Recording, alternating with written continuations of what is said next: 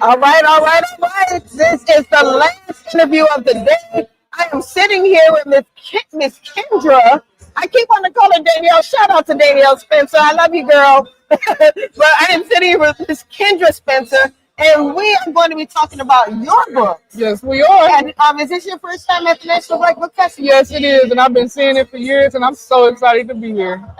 So glad to have you here. Do you live here in Houston? No, I live in Ohio, Oh, that's right. I think you said that earlier. Which part of Ohio? Columbus, Ohio. Columbus. I talked to somebody earlier from Dayton. I don't know if you met them. Yep, I met them, and it's another lady here from Toledo.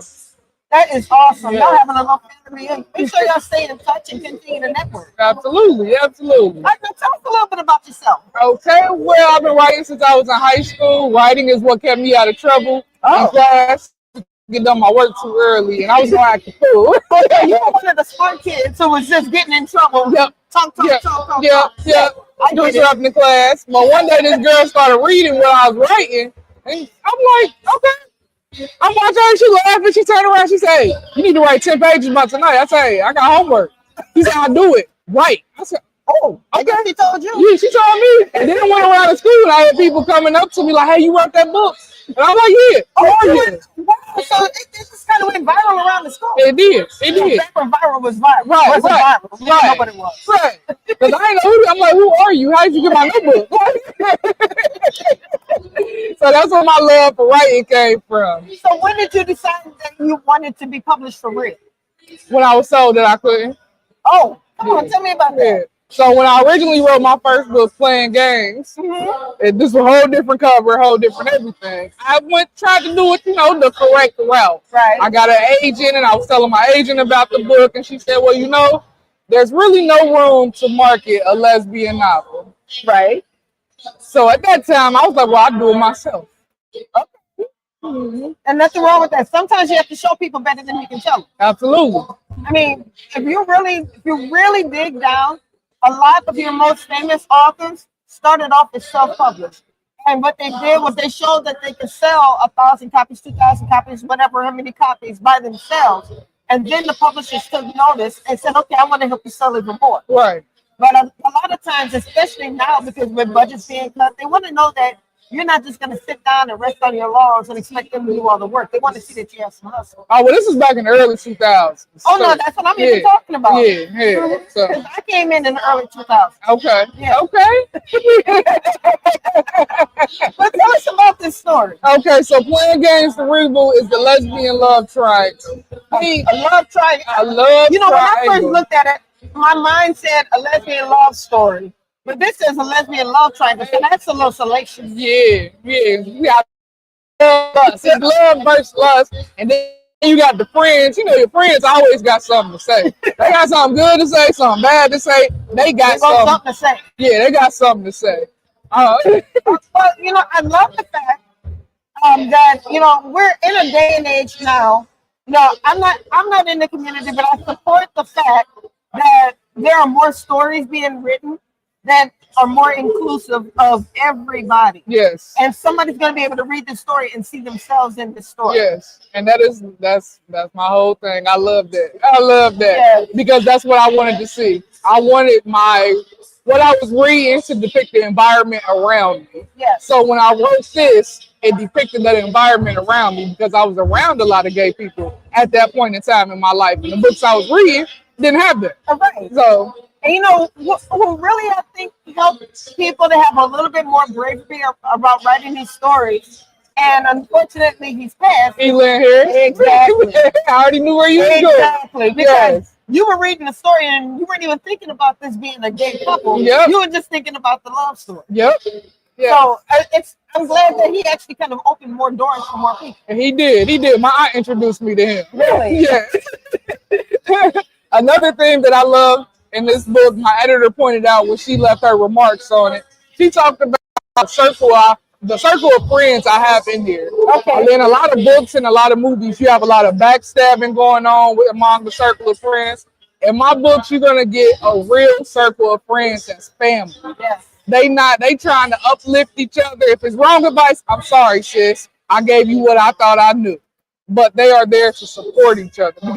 It's important to have those good people, genuine people around you. That's beautiful. Thank you. So now you have a second book here. Yes, I do. Second session, this is my poetry book. Poetry is where I deal with everything heavy on my heart and in my spirit. This is how I let go and I let God. Okay. And I love that I was speaking with a young lady earlier who was saying that there are people who believe that you can't be gay in a relationship with God. I don't believe it. Why not? Y'all know who I am. He made me this way for a reason. Come on. That don't mean my testimony can't help somebody else. Okay. And you're absolutely right. You are absolutely right. And then when you have a real relationship, whatever is not supposed to be there is not going to be there. Exactly. Anymore. So you don't even have to worry Exactly. about that. Exactly. What will be is. I love that. Thank you. I love that. Thank you. You're funny. A longer interview, so I need to have you go ahead and schedule some time to come to the Horizons Author Line. Okay, well then let's do it. Let's do it. Yes. But in the meantime, and in between times, tell the people where they can find you. You can find me everywhere on social media at author Kendra Spencer. You can go to my website, zoneprints.com, order your autographed copies. All right, let's put that website in the chat. Tell me one more time. Zoneprints.com. Did I write it correctly? Yep. Author Kendra Spencer on all social media platforms. All right, so I just put the website in the chat. Go ahead and click that link, and let's support these books. Let's show the people the books again one more time. Y'all see them. Y'all see them.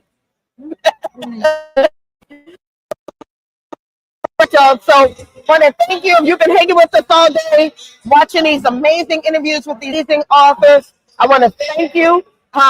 If you're watching it on replay, just hit hashtag replay. Let us know that you saw it and when you saw it. And then join us tomorrow when we're going to be interviewing even more authors. We are going, we're talking the big authors. We're talking the legends. We're talking the Brenda Jacksons of it all. Kiki Swinson. Yes, the Kiki Swinsons of it all. So I have the schedule right here. So at 12 o'clock, we will be talking with Rachel Housel Hall and Brandon Massey.